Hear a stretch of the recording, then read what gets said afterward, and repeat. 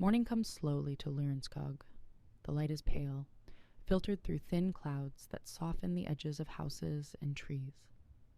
Mist gathers in low pockets across the lawns, drifting between hedges and rising toward the quiet forest line to the north.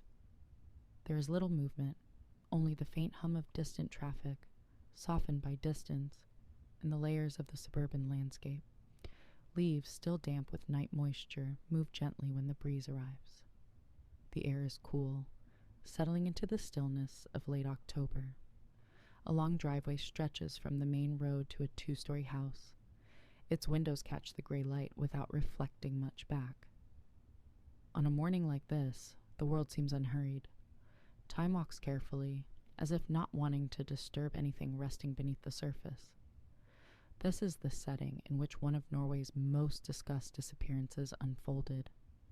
A landscape that gives away nothing, yet holds an absence that is not lifted since the final day of October. In 2018, Anne-Elisabeth Hagen lived here. A woman in her late 60s, known to family and neighbors through ordinary moments.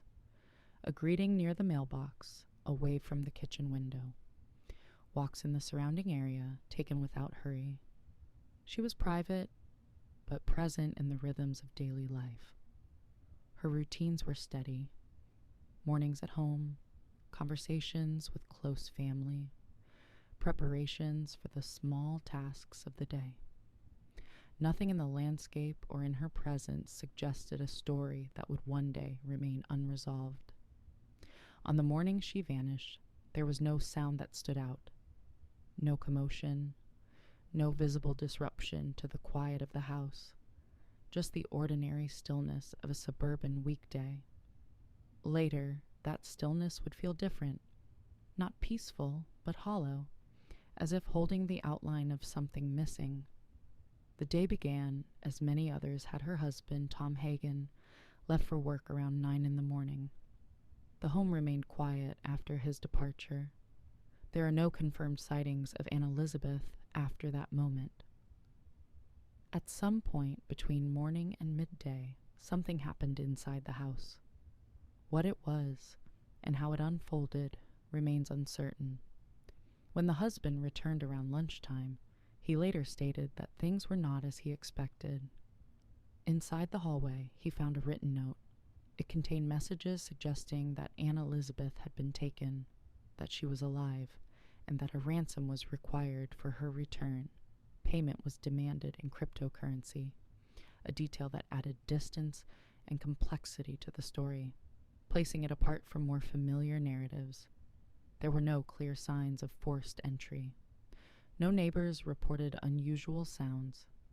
The house sat in its quiet place, as if holding the moment still. For weeks, the family and authorities remained silent publicly. The possibility of a kidnapping was treated carefully and privately, in the hope that discretion might protect the missing woman. It was not until early January 2019 that the case was made public and the mystery stepped into national attention. The ransom note became the first central piece of information. It set the initial direction of the investigation, pointing toward an abduction carried out by unknown individuals. The language of the note implied danger should authorities become involved. Investigators examined the house carefully. What they found did not fully confirm the scenario presented in the note. Some elements aligned, others created questions. As the months passed, the direction of the inquiry slowly shifted. New assessments were made. Possibilities were reconsidered. By mid-2019, the authorities announced that they no longer primarily believed the disappearance was the result of a kidnapping. Instead, they suggested that the abduction narrative might have been constructed as a distraction, and that Anne-Elisabeth Hagen might have been killed. This shift marked one of the most significant turning points in the case. In April 2020, Tom Hagen was arrested on suspicion of involvement. He denied the allegations. After the arrest, he was released when a court found the evidence insufficient to hold him. In October 2024, the case against him was formally dropped.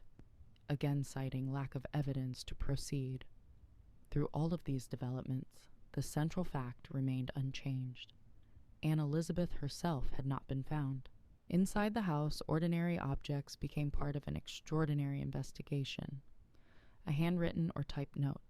Furniture undisturbed in most rooms, small personal belongings left as they had been that morning. These items did not point clearly toward any single explanation. Some appeared consistent with an abduction. Others suggested the opposite. The lack of forced entry, the absence of signs of a struggle, and the overall stillness of the environment created a space filled with both clues and contradictions. Digital activity was reviewed. Phone records, online communication, information about cryptocurrency addresses.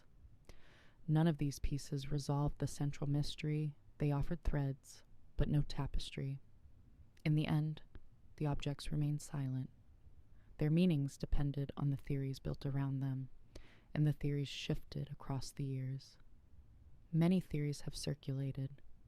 Publicly, the case has carried more questions than answers. Some believe Anne-Elisabeth was abducted by unknown individuals with a ransom negotiation that failed. This theory relies on the note found in the home and the absence of clear evidence contradicting it. Others suggest the kidnapping narrative may have been staged to conceal a different kind of crime. In this view, the ransom note may have been a deliberate misdirection, its details chosen to complicate the trail. There are those who feel that the disappearance may involve someone known to her. Though no definitive proof has been produced, some consider the possibility that unknown parties may have entered the house without detection.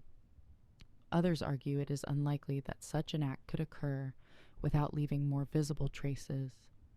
There is also the perspective that no single theory fully explains every element of the case, that the evidence, such as it is, sits in a space where certainty cannot take root.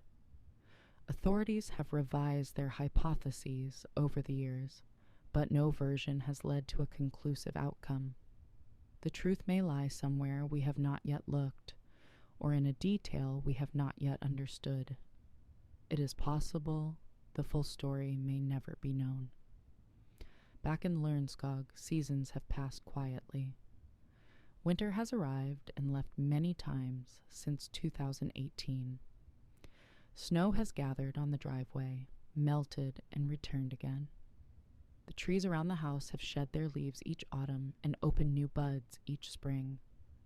The world has moved through its cycles, while the unanswered questions have remained steady.